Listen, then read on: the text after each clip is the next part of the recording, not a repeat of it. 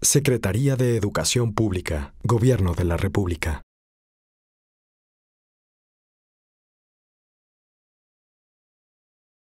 Bueno, pues le daríamos el uso de la voz al secretario de Educación Pública, el maestro Aurelio Nuño Mayer, resaltando que la Secretaría de Educación Pública en un acumulado de 2003 a 2016 es el segundo sujeto obligado, como lo llama la ley, con más solicitudes de información, con un poco más de 63,000. Y esto es un tema importante para darle, secretario, el uso de la voz, agradeciendo siempre el compromiso que ha tenido con la transparencia, el acceso a la información, la protección de datos personales de niñas, niños y adolescentes y también la gran colaboración con el instituto.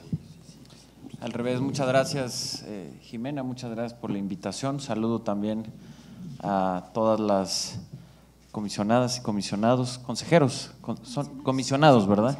A las comisionadas y comisionados que están aquí, a todo el pleno, un gusto verlos, saludarlos y por supuesto con quienes comparto este panel, señor rector, Nuria, Tere, Blanca, muchas gracias por esta invitación. Primero, dijéramos sobre esta pregunta, ¿qué información tenemos y qué nos hace falta?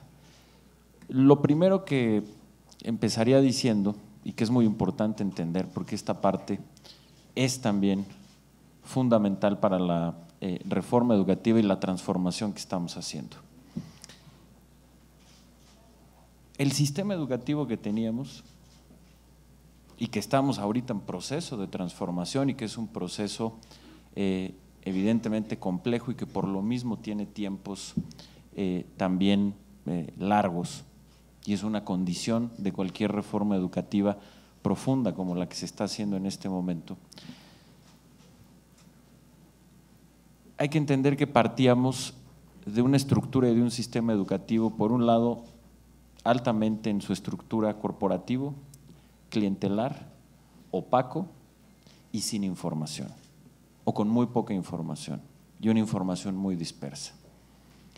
Y parte precisamente central de la reorganización del sistema educativo tiene que ver con pasar de un sistema corporativo y clientelar a uno sustentado en derechos y obligaciones claras, teniendo al mérito como el centro de organización del nuevo sistema y por supuesto haciéndolo transparente y teniendo más información. Y es uno de los principios del proceso de transformación que estamos viviendo. Y por ello, como lo decía hace un momento Blanca, y es una muestra de dónde estábamos, por más absurdo que parezca, previo a que iniciara el proceso de la reforma educativa, en México no sabíamos ni cuántos maestros, ni cuántas escuelas teníamos, ni mucho menos qué pasaba y cuáles eran las condiciones de las escuelas. Y por eso se hizo un censo. Ese censo, dijéramos, y es a dónde vamos, cómo vamos avanzando en este proceso de tener información que antes no se tenía. Yo les diría que hoy tenemos 4 grandes fuentes estructurales de información sobre el sistema educativo. 4 fuentes que básicamente se han venido construyendo como parte de la transformación y de la reforma educativa. El primero es el censo, que nos dio un primer piso, se hizo junto con el INEGI, fue un mandato de la reforma educativa y nos dio un primer piso para conocer a mucho mayor detalle cuántas escuelas, cuántos maestros y qué características, incluyendo qué carencias tenían las escuelas. Y esa es una primer gran base de información de la que antes no teníamos. La segunda es la estadística 911, que además nos permite poder seguir actualizando y teniendo dinámica la información del censo. Esta estadística 911 es una información que se pide a cada una de las escuelas con parámetros muy similares a los del censo, es decir, cuántos maestros hay, cuáles son las condiciones de infraestructura, los alumnos, las carencias, etcétera. La tercer gran fuente, y esto particularmente para el gobierno federal, tiene que ver con el FONE, es decir, con la nómina de pago magisterial, que como parte de la reforma en los maestros federales se volvió a centralizar y entonces ahí tenemos la información de pagos y dijéramos de la evolución y de la vida laboral de los maestros.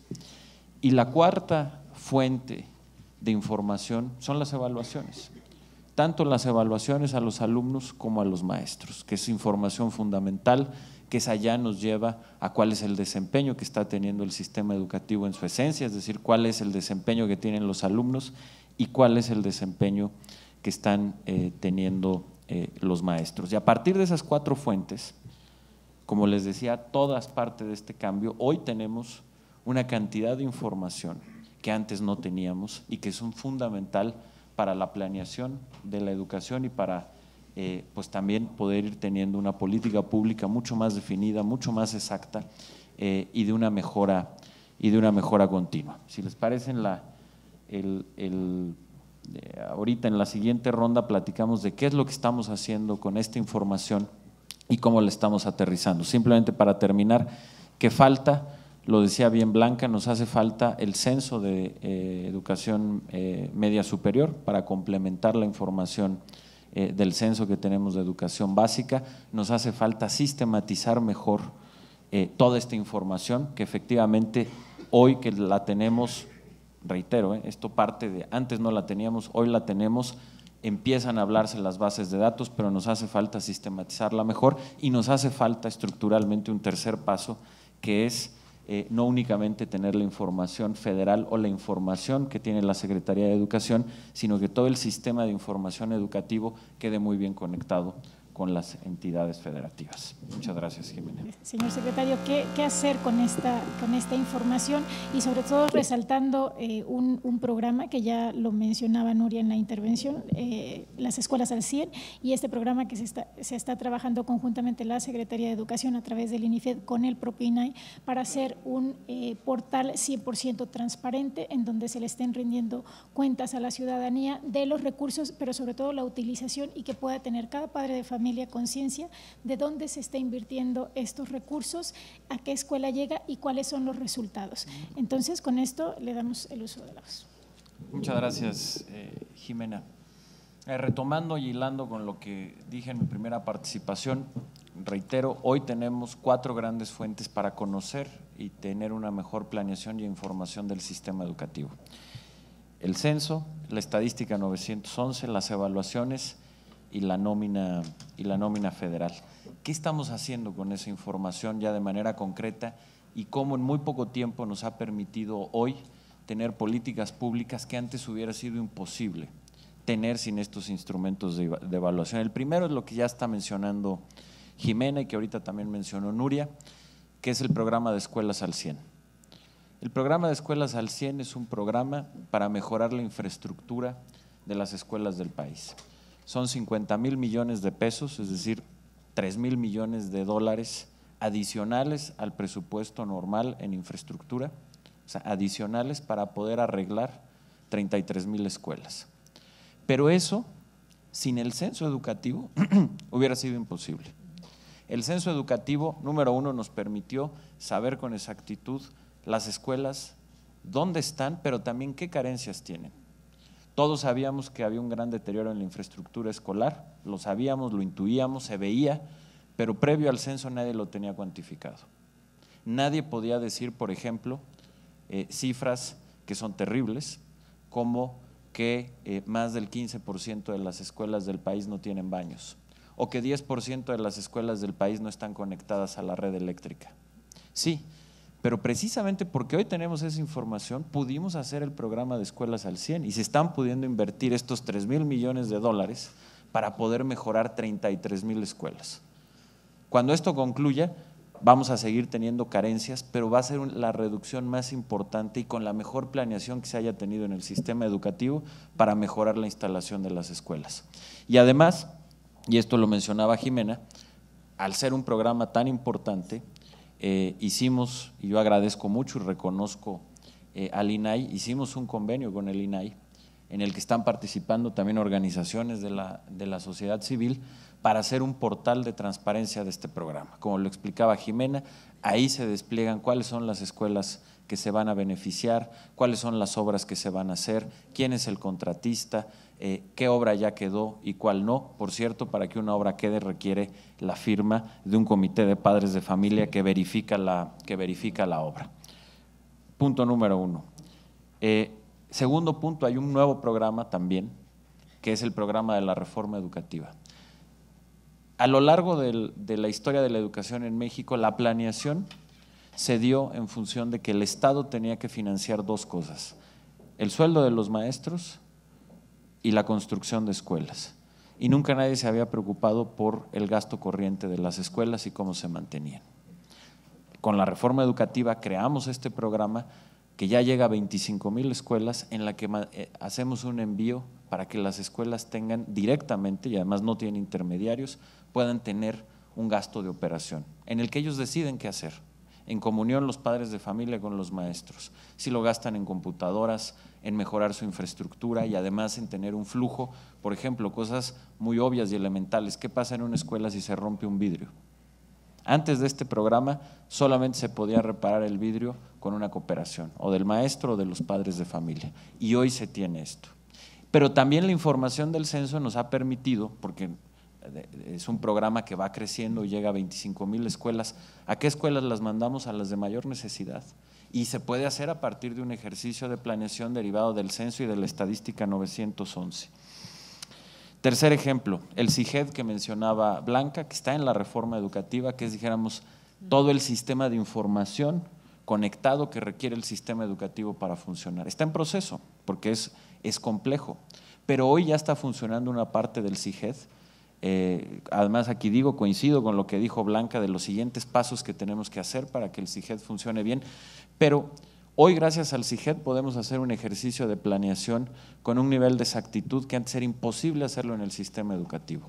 Como que, por ejemplo, tener una planeación de la demografía de los maestros de México y tener una planeación de saber cuántos maestros vamos a necesitar en los siguientes 20 o 30 años, en qué, dónde, y que eso nos da una mejor planeación para la formación inicial de los maestros, para tener una mejor política pública hacia el retiro de los maestros, hacia la mejora y la profesionalización de los maestros. Cuarto ejemplo, las evaluaciones. Las evaluaciones a los maestros nos permiten tener información que antes no teníamos para poderles ofrecer una formación continua y una capacitación de calidad, que al final del día ese es el fin de las evaluaciones.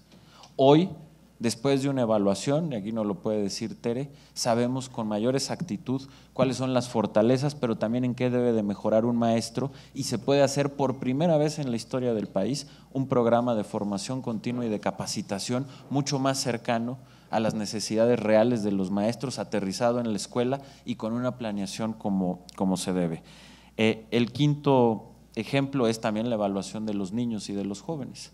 Hoy, con los resultados tanto de las pruebas internacionales, pero de las pruebas que hacemos aquí en México, podemos tener un nivel mucho más desagregado a nivel por escuela y saber qué es lo que requiere hacer esa escuela para mejorar, pero para el nivel de política pública más macro lo tenemos por municipio, por estado. Podemos empezar a tener correlaciones que nos den una explicación mucho más fina y por lo tanto tener mejores políticas públicas de cómo mejorar la educación. Una muy clara que obviamente tiene mucha discusión, pero hoy, por ejemplo, al cruzar las bases de datos de las evaluaciones de los niños con las evaluaciones de los maestros, hay una correlación altamente significativa estadísticamente entre dónde están los buenos maestros y los buenos resultados de los alumnos. Que esto tiene una explicación multifactual, sin duda. Temas socioeconómicos, sí, pero algo que hoy podemos decir con plena certeza es que hay una correlación de dónde están, a partir de la evaluación, los maestros que mejor salieron y coincide plenamente con los niños que mejores resultados tienen en el sistema educativo. Para terminar, porque esto es muy importante, coincido plenamente con dos temas que dijo Nuria, que tienen que ver tanto con el preescolar como con los esfuerzos que tenemos que hacer de género en las escuelas. El dato que da es clave. Hoy la cobertura en México, y eso es algo muy bueno, es equitativa. Básicamente desde el preescolar hasta la educación universitaria es 50 y 50 entre hombres y mujeres. Pero el gran reto que enfrentamos es lo que dice Nuria. Los patrones culturales o de costumbres, como lo quieran llamar, que sigue haciendo que las niñas desde muy chiquitas piensen que hay carreras predeterminadas para ellas y otras que son para los hombres. Y eso está teniendo un costo, porque las carreras, por ejemplo, donde más se gana que son las que tienen que ver con la ciencia, con las ingenierías, etcétera, es donde menos mujeres tenemos. Y ese es un esfuerzo que hay que hacer. Y el otro es el del preescolar, que coincido plenamente. Y aquí un dato que es importante y que nos debe de dar gusto como país. Hemos avanzado, está en el último informe de la OCDE, como muy pocos países en la cobertura de preescolar, pero aquí hay un dato importante y que tiene que ver también con costumbres que tenemos que romper. Si contabilizamos la cobertura de preescolar desde el tercer año, desde el año 3 de los niños, que es cuando inicia, hasta el 6, la cobertura es del 75%. Pero si la contabilizamos a partir de que los niños tienen 4 años, la cobertura es de más del 90%. ¿Qué quiere decir eso? Que tenemos ya prácticamente la infraestructura instalada para una cobertura universal de preescolar, y lo que falta es convencer a los papás que los niños pueden ir al preescolar desde los 3 años y no a partir de los 4 años, que se ha hecho una costumbre muy arraigada. Perdón que me alargué un poquito más, pero conclusiones. Primero, la reforma y la transformación educativa que estamos haciendo, como bien lo señaló ahorita Blanca, en gran medida es un cambio y es fundamental para lograr ese cambio la información y la transparencia.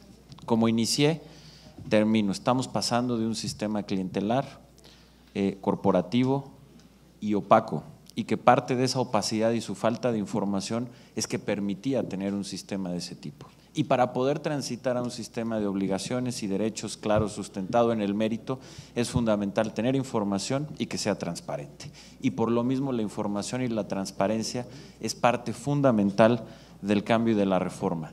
Segundo,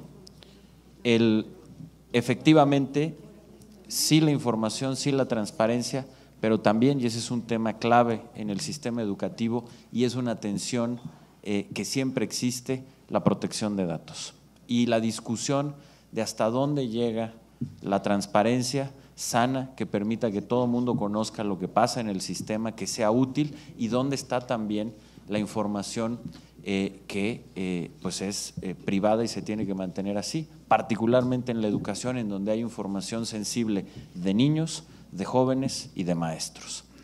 Y finalmente, un tercer punto que ya no se abordó tanto porque yo me concentré más en hablar sobre la información del sistema educativo y cómo funciona, pero también otra parte fundamental es la información que crea el sistema educativo. Algo de esto ya habló Nuria, que son los contenidos, la disponibilidad de ellos, cómo se utilizan las nuevas plataformas y qué impacto tiene en el ejercicio central que buscamos con Educar, que es pues que los niños y los jóvenes tengan los conocimientos, las habilidades y las herramientas que les permitan ser felices. Cómo educar para la libertad y cómo educar para la creatividad y qué función tiene en ello la información y la transparencia. Muchas gracias.